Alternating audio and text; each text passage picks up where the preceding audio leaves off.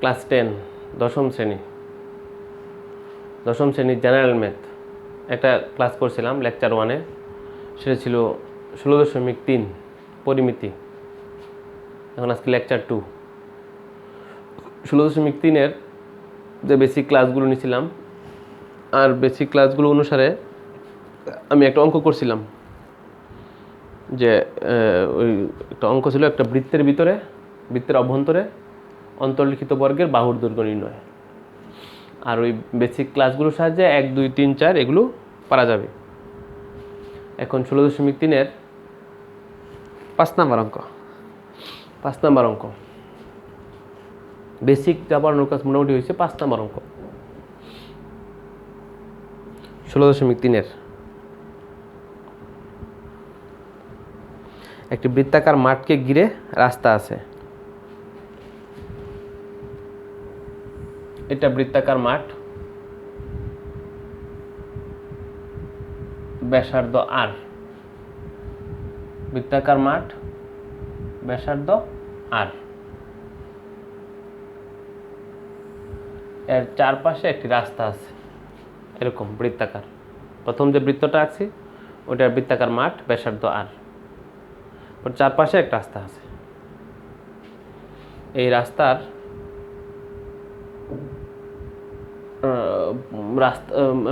মাঠের পরিধি কম হবে আর রাস্তা সহ মাঠের পরিধি বেশি হবে। এই দুই পরিধির পার্থক্য 44 মিটার। কতটুকু? দুই পরিধির পার্থক্য 44 মিটার। দুই পরিধির পার্থক্য 44 মিটার, মানে ভিতরের পরিধির চাইতে বাইরের পরিধিটা 44 মিটার বড়। তো রাস্তার চওড়া কত? এই যে রাস্তার চওড়া, এই যে এটা রাস্তাটা কতটুকু প্রশস্ত, কতটুকু মোটা, এটাই বলে রাস্তার চওড়া কত।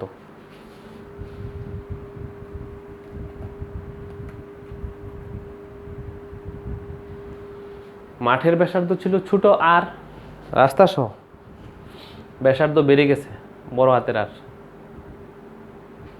ব্যাসার্ধ বেড়ে গেছে কত? বড় হাতের আর।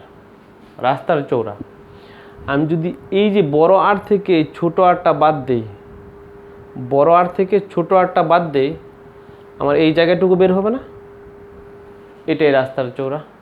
এটাই কি? রাস্তার চওড়া। আমি বোর্ডে আর অঙ্কে তার ডাক লিখলাম না, তোমরা ক্লাসটা দেখার সময় বই পাশে নিয়ে নিবা। আবার বলতেছি, একটা মাঠ আছে, তার চারদিকে রাস্তা আছে। ভিতরের পরিধির চাইতে বাইরের পরিধি 44 মিটার বেশি। রাস্তার চওড়া বের করতে হবে। মাঠের ব্যাসার্ধ আর, রাস্তা সহ মাঠের ব্যাসার্ধ ক্যাপিটাল আর।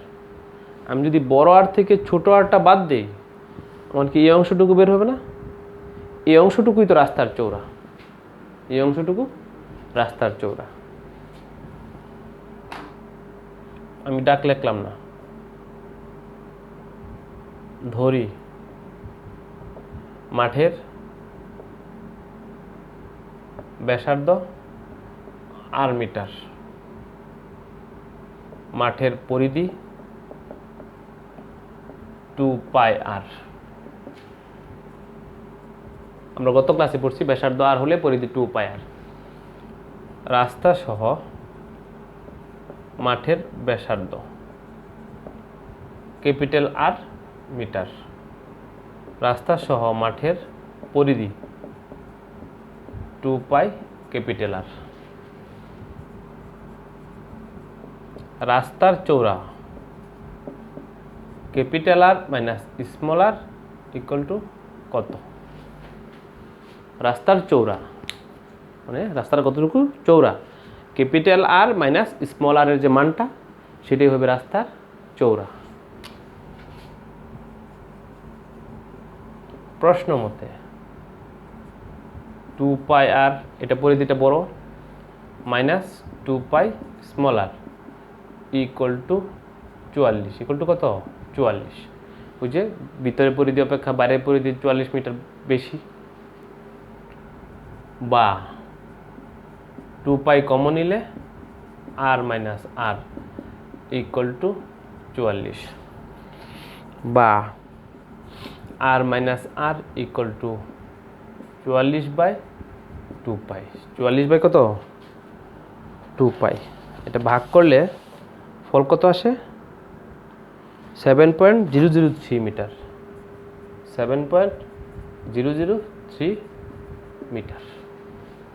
এটাই রাস্তার চৌড়া। এটাই কি রাস্তার চৌড়া। প্রশ্নে কিছুই দেওয়া নাই, শুধু বলা আছে একটি বৃত্তাকার মাঠের চারদিকে রাস্তা আছে, ভিতরের পরিধি অপেক্ষা বাইরের পরিধি 44 মিটার বেশি, 40 মিটার বেশি। অথবা উল্টাভাবে বললে বাইরের পরিধি অপেক্ষা ভিতরের পরিধি 44 মিটার কম। রাস্তার চৌড়া বের করতে হবে। মাঠের ব্যাসার্ধ ছোট হাতের আর, রাস্তা সহ বেড়ে গেছে বড় হাতের আর। তো ক্যাপিটাল আর থেকে স্মল আর বাদ দিলেই আমরা পাবো রাস্তার চৌড়া। রাস্তার চৌড়া বুঝতে পারলাম? আমরা পাবো রাস্তার চৌড়া।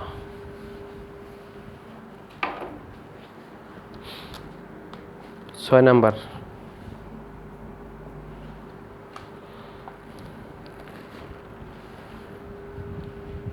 একটা বৃত্তাকার পার্কের ব্যাস 26। ডাকটা লিখলাম না, আমি পড়ে ফেলবো, বুঝে ফেলবো। এটা বৃত্তাকার পার্ক, ব্যাস কত? 26। ব্যাস কত? 26। তাহলে ব্যাসার্ধ 2 দিয়ে ভাগ করলে 13 আসবে। এর চারদিকে 2 মিটার চৌড়া রাস্তা আছে। 2 রাস্তা কত? 2 রাস্তার চৌড়া 2। রাস্তাটুকুর ক্ষেত্রফল বের করতে হবে। রাস্তাটুকুর ক্ষেত্রফল বের করতে হবে। মাঠের ব্যাস 26 মিটার। মিটারই তো নাকি? মাঠের ব্যাস 26 মিটার। সুতরাং মাঠের ব্যাসার্ধ 26/2 13 মিটার। রাস্তা সহ মাঠের ব্যাসার্ধ এমনিতে 13, আরও 2 বাড়বে। মাঠের তো ব্যাসার্ধ 13, রাস্তাটা সহ নিলে 13 আর 2 15। 13 আর 2 15।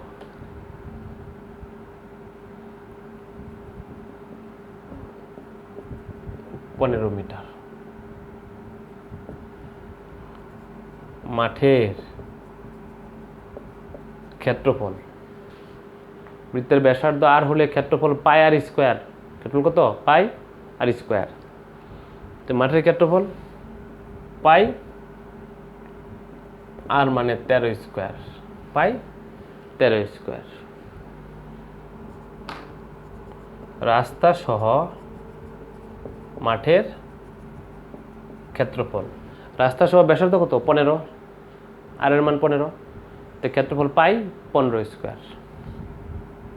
পাই 15 স্কোয়ার। এটা রাস্তা সহ ক্ষেত্রফল না, এটা মাঠের ক্ষেত্রফল, রাস্তা সহ ক্ষেত্রফল। আমি যদি রাস্তা সহ ক্ষেত্রফল থেকে ভিতরের মাঠের ক্ষেত্রফলটা বাদ দিই, আমার রাস্তার ক্ষেত্রফল পাওয়া যাবে। রাস্তার ক্ষেত্রফল পাই 15 স্কোয়ার মাইনাস পাই 13 স্কোয়ার। তুমি দেখে ক্যালকুলেটর হিসাব করে বের করে ফেলো, কোনো অসুবিধা নেই, হবে ওইটাই ভালো হবে। ইকুয়াল টু, এটা হিসাব করলে আমাদের ফল আসবে কত? 175.93। 175.93 বর্গ মিটার ক্ষেত্রফল। ওইখানে একক লিখতে হবে, বর্গ মিটার। এখানে একক লিখতে হবে। এভাবে কোনো মাঠের চারপাশে, বৃত্তাকার মাঠের চারপাশে রাস্তা থাকলে আমরা রাস্তার ক্ষেত্রফল বের করতে পারবো। মাত্র 7 নাম্বার, খুবই ইম্পর্টেন্ট অঙ্ক। 7 নাম্বার খুবই ইম্পর্টেন্ট অঙ্ক, পরীক্ষা আসে। সবচেয়ে ইম্পর্টেন্ট গতদিন যেটা করাইছি সেটা, কোনো বৃত্তে অন্তর্লিখিত বর্গের বাহুর দৈর্ঘ্য নির্ণয়। এরপরে 7 নাম্বার খুবই ইম্পর্টেন্ট।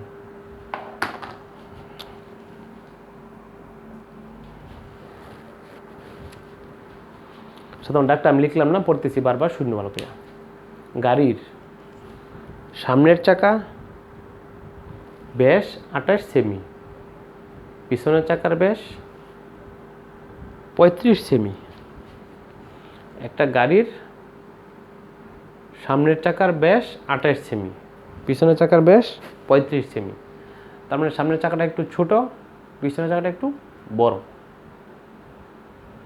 ওই গাড়িটা 88 মিটার পথ যাবে। ওই গাড়িটা 88 মিটার পথ যাবে। এই 88 মিটার পথ যেতে সামনের চাকা পিছনের চাকা অপেক্ষা কতবার বেশি ঘুরবে? সামনের চাকাটা ছোট, ঘুরবে একটু বেশি। পিছনের চাকাটা একটু বড়, ঘুরবে একটু কম।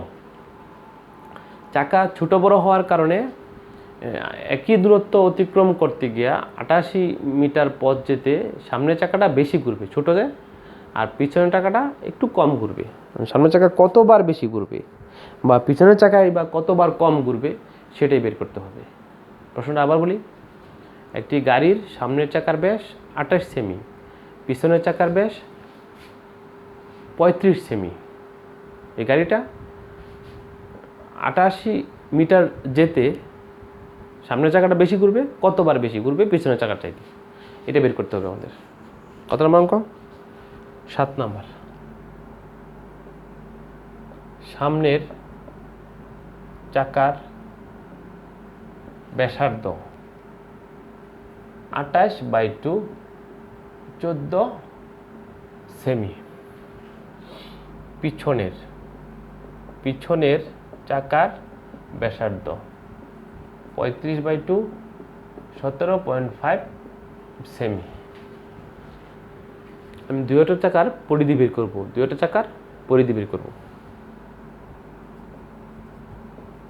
কেন আমি বলবো?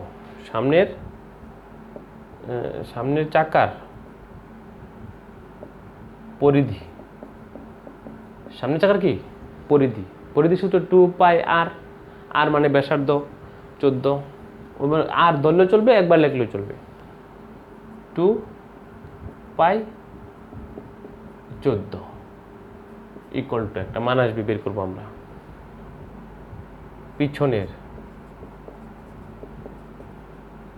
চাকার পরিধি 2π17.5। দুটো চাকারই কি বের করলাম? পরিধি। সামনের চাকা পরিধি 2π আর, পিছনের 2πrই, কিন্তু আর এর মান প্রথমটাতে হলো সামনের চাকার ক্ষেত্রে 14 আর পিছনের চাকার ক্ষেত্রে 17.5। 17 পয়েন্ট কত? 5।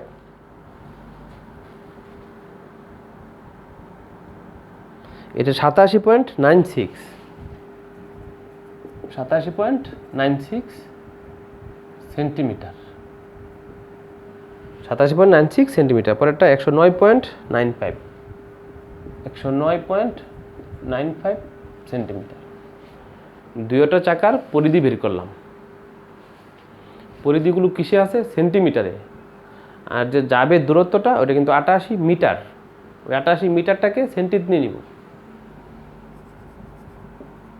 88 মিটার সমান 88 ইন্টু 100, 88 এত সেমি, এত কি সেমি, সেন্টি হয়ে গেল।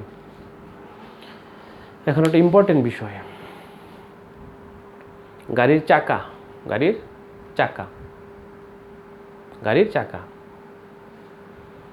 একটা চাকার পরিধি 10। একটা চাকার পরিধি কত? 10। পরিধি মানে চাকার টোটাল রাউন্ড ফিগার 10। ওই চাকাটা যদি 100 মিটার যায়, কয়বার ঘুরবে? 10 বার। এক ঘুরে নে, একটা চাকা পরিধি 10, একবার ঘুরতে যাবেও 10 মিটার। একটি চাকার পরিধি 10 মিটার, একবার ঘুরতে যাবেও 10 মিটার। এভাবে 100 মিটার যেতে যাবে 10 বার। অর্থাৎ দূরত্বকে পরিধি দ্বারা ভাগ করলে চাকার ঘূর্ণন সংখ্যা পাওয়া যায়, কয়বার ঘুরবে। আবার বলি, কোনো দূরত্বকে চাকার পরিধি দ্বারা ভাগ করলে চাকাটি কতবার ঘুরবে তা পাওয়া যায়, কারণ যে কোনো চাকা একবার ঘুরতে তার পরিধির সমান দূরত্ব অতিক্রম করে। ৮৮০০ সেমি যেতে সামনের চাকা ঘুরে ৮৮০০ ভাগ ওই যে সামনের চাকা পরিধি 87.96 ইকুয়াল টু কত? 87.96 equal to 100 bar. 100 point something আসে, প্রশ্নে পয়েন্ট সামথিং নিতে বলছে না, বলছে কত পূর্ণ সংখ্যক বার, দশমিক নিতে হবে না।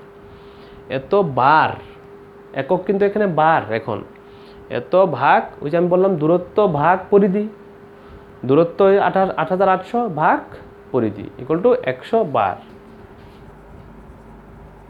তো সেমি যেতে পিছনের চাকা ঘুরে ৮৮০০ ভাগ তা পরিধি 109.95 ইকুয়াল টু ৮০ বার। ক্যালকুলেটর হিসাব করলে ৮০ পয়েন্ট সামথিং আসে, আমরা ৮০ নিলাম। তাহলে দেখা যাচ্ছে সামনের চাকা ঘুরে 100 বার, পিছনের চাকা ৮০ বার। তাই সামনের চাকা বেশি ঘুরে, বিয়োগ করলেই হবে।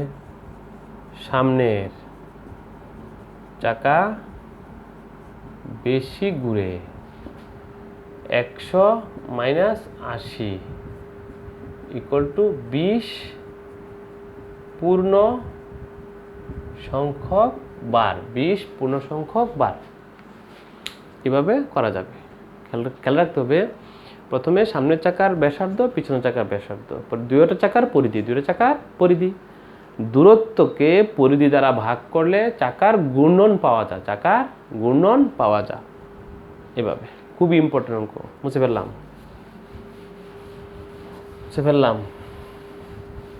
আবার তাকাও, ৮ নাম্বার অঙ্ক গতদিন করছিলাম। ৮ নাম্বার অঙ্কটা গতদিন করছিলাম, সেটা ছিল ওই যে বৃত্তের অভ্যন্তরে কোন বর্গের, অন্তর্লিখিত বর্গের বাহুর দৈর্ঘ্য।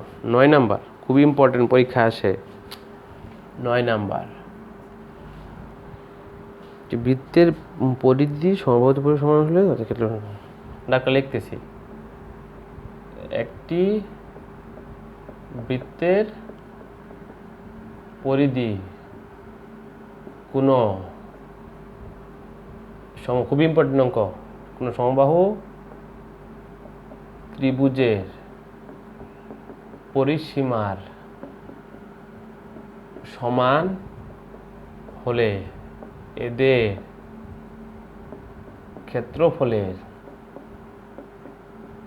অনুপাত বের করো। প্রশ্ন আর কিছুই দেওয়া নাই, বলা আছে একটি বৃত্তের পরিধি, ব্যাসার্ধ আর হলে পরিধি 2πr, বৃত্তের পরিধি সমবাহু ত্রিভুজের পরিসীমার সমান হলে,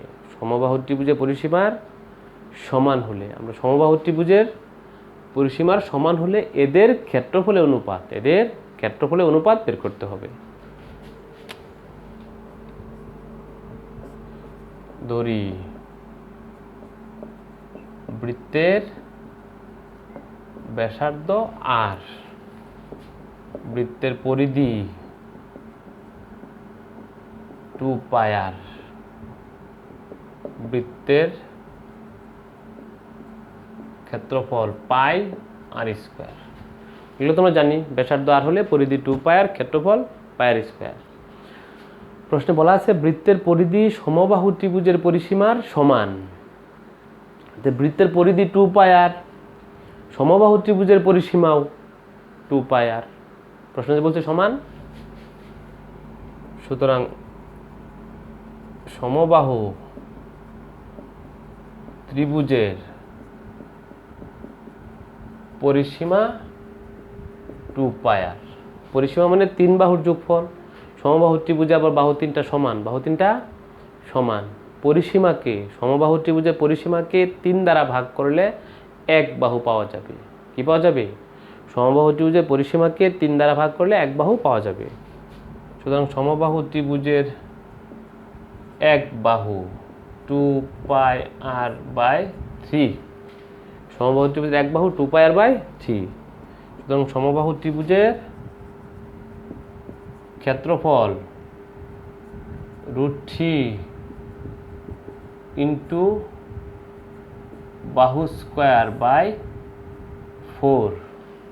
ওই যে সমবাহু ত্রিভুজের বাহু এ হলে ক্ষেত্রফল √3 ইন্টু বাহু স্কোয়ার/4, √3 ইন্টু a²/4। আমরা 16.1-এ পড়ছিলাম কোনো সমবাহু ত্রিভুজের বাহু এ হলে ক্ষেত্রফল √3 ইন্টু বাহু স্কোয়ার/4। এই যে সমবাহু ত্রিভুজের বাহু কত এটা, তো সমবাহু ত্রিভুজের ক্ষেত্রফল √3 ইন্টু বাহু স্কোয়ার/4, ওইটাই প্রয়োগ করলাম। এটা হলো বৃত্তের ক্ষেত্রফল, এটা সমবাহু ত্রিভুজের ক্ষেত্রফল। এই দুই ক্ষেত্রফলের অনুপাত করতে হবে। প্রশ্নে চাইছে এদের ক্ষেত্রফলের অনুপাত, এদের ক্ষেত্রফলের অনুপাত। বৃত্তের বেলায় পাই আর স্কোয়ার, অনুপাত √3/4 ইন্টু, এটা বর্গ করে দেই, 4πr²/9, মানে এটা লিখে বড় করে দিলাম, ইকুয়াল টু, এই যে এই পাশে পাই এই পাশে পাই কাটা যা, মানে বাদ যা, এই পাশে r² এই পাশে r² বাদ যা, 4 কাটা, এই পাশে থাকে 1 অনুপাত √3, 1 অনুপাত √3/, কি থাকে, ও যে π² হবে এখানে, তো 4π মানে π² আর মানে r², তো এখানে পাই আর একটা পাই কাটা গেলে একটা পাই থাকবে, বাই 9।